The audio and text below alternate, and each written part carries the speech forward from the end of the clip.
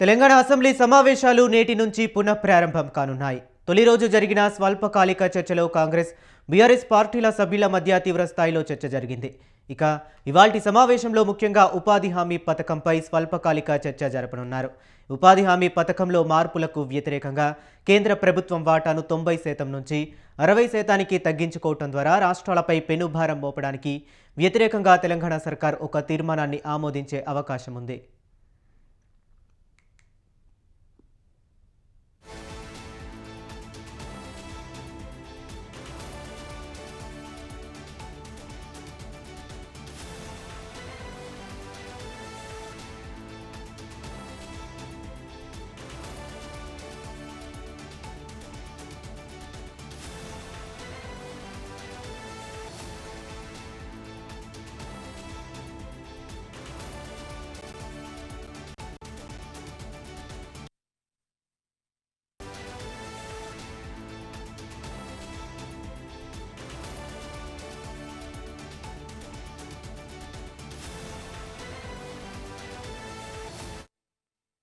ఇక తెలంగాణ అసెంబ్లీ సమావేశాలు నేటి నుంచి పునఃప్రారంభం కానున్నాయి. తొలి రోజు జరిగిన స్వల్పకాలిక చర్చలో కాంగ్రెస్, బీఆర్ఎస్ పార్టీల సభ్యుల మధ్య తీవ్ర స్థాయిలో చర్చ జరిగింది.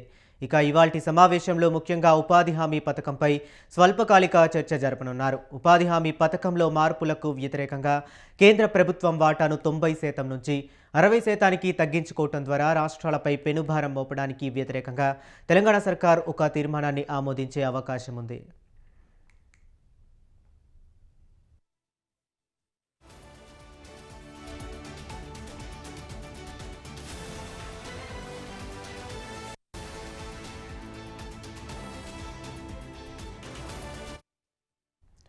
ఇక ఇదే అంశం గురించి మరింత సమాచారాన్ని మా కరెస్పాండెంట్ సవీన్ లైవ్ ద్వారా అందిస్తారు. సవీన్, చెప్పండి. శీతాకాల సమావేశాలు రెండో రోజు ప్రారంభం కాబోతున్నాయి. అటు శాసనసభ, శాసన మండలి ఉదయం 10 గంటలకు ప్రారంభం కాబోతున్నాయి. ప్రధానంగా ఈరోజు శాసనసభ, శాసన మండలిలో క్వశ్చన్ అవర్ కార్యక్రమం ఉండబోతోంది. ప్రధానంగా అసెంబ్లీలో క్వశ్చన్ అవర్ కార్యక్రమంలో ప్రధానంగా మూసీ పునరుజ్జీవంపై ఎమ్మెల్యేలు బాలునాయక్, శంకరయ్య, మల్రెడ్డి, రంగారెడ్డి ప్రశ్నలు అడగబోతున్నారు. అదేవిధంగా ఎల్లారెడ్డి పట్టణంలో ఆరోగ్య సంరక్షణ సేవలపై ఎమ్మెల్యే మదన్ మోహన్ రావు ప్రశ్న ఉండబోతోంది. అదేవిధంగా అంగన్వాడీ వర్కర్లకు సంబంధించినటువంటి సవరించిన జీతాల చెల్లింపులపై బీఆర్ఎస్ ఎమ్మెల్యేలు సబితా ఇంద్రారెడ్డి, హరీష్ రావు, సునీతా లక్ష్మారెడ్డి ప్రశ్నలు అడగబోతున్నారు. అదేవిధంగా వ్యవసాయ ఆధారిత పరిశ్రమల స్థాపనపై ఎమ్మెల్యే లక్ష్మీకాంతారావు ప్రశ్న అడగబోతున్నారు. నిజామాబాద్ అర్బన్ నియోజకవర్గంలో స్పోర్ట్స్ స్టేడియం నిర్మాణంపై ధన్పాల్ సూర్యనారాయణ ప్రశ్న అడగబోతున్నారు. అదేవిధంగా పాఠశాలల్లో బాలశక్తి పథకం అమలుపై ఎమ్మెల్యేలు వంశీకృష్ణ, మేడిపల్లి సత్యం, కె శంకరయ్య, బాలునాయక్ ప్రశ్నలు అడగబోతున్నారు. అదేవిధంగా బయ్యారంలో ఉక్కు పరిశ్రమ ఏర్పాటుపై కొత్తగూడెం ఎమ్మెల్యే కూననేని సాంబశివరావు ప్రశ్న ఉండబోతోంది. అదేవిధంగా తెలంగాణలో బెల్ట్ షాపులు మరియు అదేవిధంగా మద్యం దుకాణాల క్రమబద్ధీకరణపై బీఆర్ఎస్ ఎమ్మెల్యేలు కేపీ వివేకానంద గౌడ్, హరీష్ రావు, పాడి కౌశిక్ రెడ్డి ప్రశ్నలు అడగబోతున్నారు. మానకొండూరు నియోజకవర్గంలో రహదారుల మరమ్మతులు, ఆధునికీకరణపై ఎమ్మెల్యే కవంపల్లి సత్యనారాయణ ప్రశ్న అడగబోతున్నారు. ఇక హైబ్రిడ్ యాన్యుటీ మోడల్ రోడ్లు అంటే హ్యామ్ రోడ్లకు సంబంధించినటువంటి ప్రశ్నను ఎమ్మెల్యే మల్రెడ్డి, రంగారెడ్డి అడగబోతున్నారు. అటు శాసన మండలిలో కూడా క్వశ్చన్ అవర్ కార్యక్రమం ఉండబోతోంది. ఇక ఈరోజు ప్రభుత్వం పలు బిల్లులను అసెంబ్లీలో ప్రవేశపెట్టి ఆమోదించబోతోంది. ముఖ్యంగా మున్సిపల్ చట్ట సవరణ బిల్లులకు సంబంధించినటువంటి బిల్లులను అసెంబ్లీలో ప్రవేశపెట్టి ఆమోదించబోతోంది. అదేవిధంగా అసెంబ్లీ సమావేశాలకు సంబంధించి ఈరోజు అసెంబ్లీలో ముఖ్యంగా మహాత్మా గాంధీ జాతీయ గ్రామీణ ఉపాధి హామీ పథకంపై స్వల్పకాలిక చర్చ ఉండబోతుంది. అటు శాసన మండలిలోనూ చర్చ ఉండబోతోంది. ముఖ్యంగా కేంద్ర ప్రభుత్వం, కేంద్రంలో అధికారంలో ఉన్నటువంటి బీజేపీ ప్రభుత్వం తాజాగా మహాత్మా గాంధీ జాతీయ గ్రామీణ ఉపాధి హామీ పథకానికి పేరు మార్చింది. ఈ పథకాన్ని ముఖ్యంగా ఈ పథకం పేరును వికసిత్ భారత్ రోజ్గార్ అజీవికా హామీ మిషన్ గ్రామీణ్ వీబీజీ రామ్జీగా పేరు మార్చింది. మహాత్మా గాంధీ జాతీయ గ్రామీణ ఉపాధి హామీ పథకంలో మహాత్మా గాంధీ పేరును తొలగించారంటూ కాంగ్రెస్ పార్టీ తీవ్రస్థాయిలో అభ్యంతరం వ్యక్తం చేస్తోంది.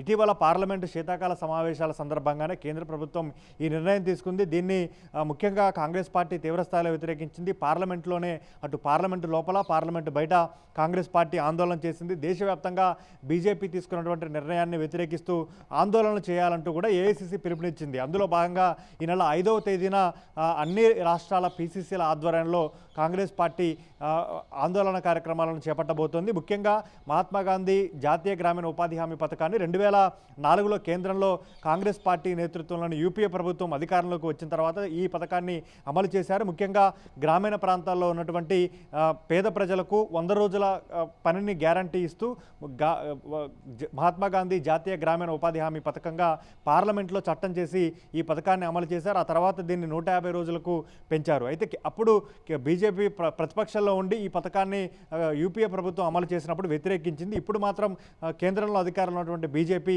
ఈ పథకం పేరును వీబీజీ రామ్జీగా మారుస్తూ నిర్ణయం తీసుకోవడాన్ని కాంగ్రెస్తో సహా ఇతర ప్రతిపక్ష పార్టీలు వ్యతిరేకిస్తున్న పరిస్థితి మనకు కనపడుతుంది. మరోవైపు ఈ పథకాన్ని అప్పుడు యూపీఏ ప్రభుత్వం అమలు చేసినప్పుడు 90% నిధులు కేంద్ర ప్రభుత్వం ఇవ్వాలి, 10% నిధులు రాష్ట్ర ప్రభుత్వం, మొత్తంగా 100% నిధులతో 100%గా దీన్ని కేటాయించారు. కానీ ఇప్పుడు కేంద్ర ప్రభుత్వం తన వాటాను 90% నుంచి 60%కి తగ్గించుకుంది.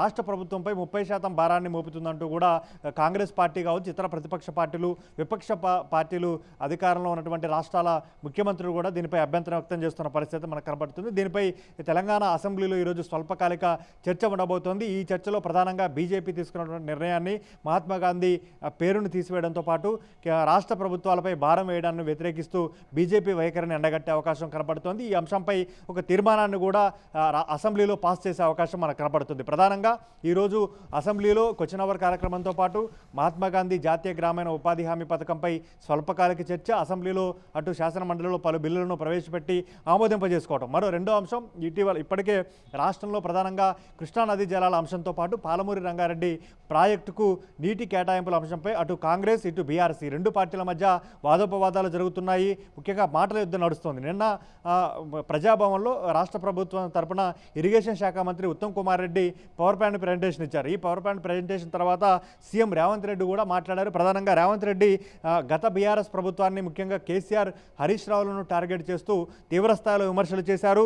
ముఖ్యంగా నికర జలాల్లో అంటే తెలంగాణకు, ముఖ్యంగా పరివాహక ప్రాంతం ఆధారంగా తెలంగాణకు 79%, ఏపీకి 21% వాటా ఇవ్వాలని తెలంగాణలో కాంగ్రెస్ పార్టీ కావచ్చు, సీఎంగా నేను వాదనలు చేస్తున్నాను. కానీ తెలంగాణకు మొత్తం 555 టీఎంసీలు కేటాయించాల్సి ఉంటుంది. కానీ కేసీఆర్ 2014లో తెలంగాణలో కేసీఆర్ ముఖ్యమంత్రి అయ్యారు, ఏపీలో చంద్రబాబు నాయుడు ముఖ్యమంత్రి అయ్యారు. తెలంగాణకు 299 టీఎంసీలు, ఏపీకి 511 టీఎంసీల పంపకాన్ని ఒప్పందం చేస్తూ కేసీఆర్, హరీష్ రావు సంతకం చేశారంటూ పదే కాంగ్రెస్ పార్టీ ఆరోపణలు చేస్తోంది. ఈ ఆరోపణలను ఎప్పటికప్పుడు బీఆర్ఎస్ పార్టీ తిప్పికొట్టుకుంటూ వస్తుంది. ముఖ్యంగా అప్పుడు కేవలం తాత్కాలిక ఒప్పందాలు మాత్రమే జరిగాయి. అంతకుముందు 2013లో ఉమ్మడి రాష్ట్రంలో కాంగ్రెస్ పార్టీ అధికారంలో ఉండి తీసుకొచ్చినటువంటి చట్టం మేరకే ఈ పంపకాలు జరిగాయంటూ బీఆర్ఎస్ పార్టీ చెప్తూ వస్తోంది. రేవంత్ రెడ్డి కొంత ఘాటు వ్యాఖ్యలు చేశారు. కేసీఆర్, హరీష్ రావును ఉద్దేశిస్తూ కొంత ఘాటు వ్యాఖ్యలు చేశారు. దీనిపై Harish Rao press note release చేశారు.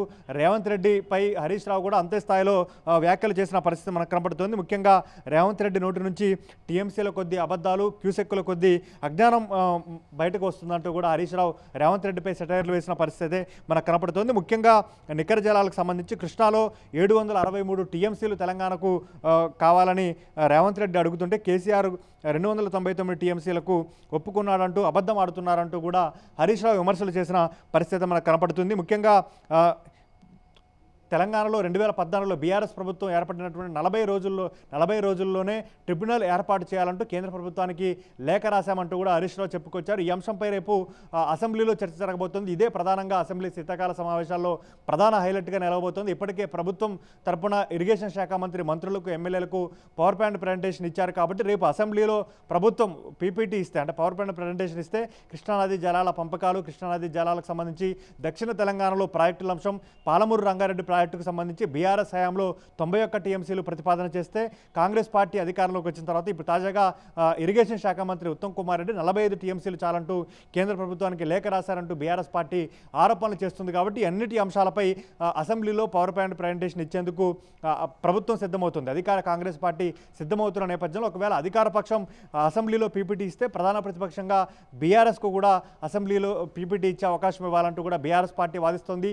బీఏసీ సమావేశంలో కూడా ఇదే అంశాన్ని బీఆర్ఎస్ పార్టీ లేవనెత్తినట్లుగా మాజీ మంత్రి హరీష్ రావు స్పష్టం చేశారు. అయితే ఒకవేళ ప్రభుత్వం అసెంబ్లీలో బీఆర్ఎస్ పార్టీకి పీపీటీ ఇచ్చే అవకాశం కల్పించకపోతే తెలంగాణ భవన్ వేదికగా పీపీటీ ఇచ్చే అవకాశాన్ని కూడా బీఆర్ఎస్ పార్టీ పరిశీలిస్తోంది. ఈ అంశంపై ఇప్పటికే మాజీ ఇరిగేషన్ శాఖ మంత్రి హరీష్ రావు ప్రిపేర్ అయ్యారు. మొత్తానికైతే కృష్ణానదీ జలాల అంశంతో పాటు పాలమూరు రంగారెడ్డి ప్రాజెక్టు అంశంపై రేపు అసెంబ్లీలో చర్చ జరిగితే వాడివేడిగా జరిగే అవకాశం మాత్రం మనకు కనపడుతోంది. ముఖ్యంగా కాంగ్రెస్ పార్టీ వర్సెస్ బీఆర్ఎస్ అన్నట్లుగా నదీ జలాల అంశంలో ముఖ్యంగా మాటల యుద్ధం నడవబోతోంది. మరోవైపు ఇరిగేషన్ శాఖ మంత్రి ఉత్తమ్ కుమార్ రెడ్డి, మాజీ ఇరిగేషన్ శాఖ మంత్రి హరీష్ రావు వర్సెస్గా కూడా అసెంబ్లీలో మాటల యుద్ధం జరిగే అవకాశం కూడా మనకు కనపడుతుంది. ముఖ్యంగా బీఆర్ఎస్ పార్టీ అధికారంలో ఉన్నటువంటి 10 ఏళ్లలో దక్షిణ తెలంగాణలో కృష్ణానదిపై ఒక్క ప్రాజెక్టును కూడా పూర్తి చేయలేకపోయారంటూ కాంగ్రెస్ పార్టీ ఆరోపణలు చేస్తుంటే బీఆర్ఎస్ పార్టీ మాత్రం దాన్ని తీవ్ర స్థాయిలో తిప్పికొడుతున్న పరిస్థితి మనకు కనపడుతుంది.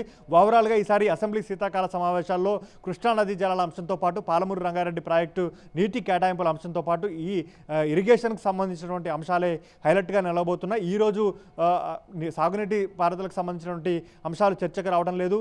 రేపు కృష్ణానదీ జలాల అంశంతో పాటు పాలమూరు రంగారెడ్డి అంశంపై చర్చ జరగబోతోంది. ఇక బీఆర్ఎస్ అధినేత కేసీఆర్ తొలి రోజు అంటే శాసనసభ శీతాకాల సమావేశాల ప్రారంభం రోజున అసెంబ్లీకి వచ్చి కేవలం 10 నిమిషాలు అసెంబ్లీలో ఉండి వెళ్ళిపోయారు. ఆ తర్వాత అసెంబ్లీ బీఆర్ఎస్ పార్టీకి సంబంధించిన డిప్యూటీ ఫ్లోర్ లీడర్ల నియామకాన్ని చేపట్టారు.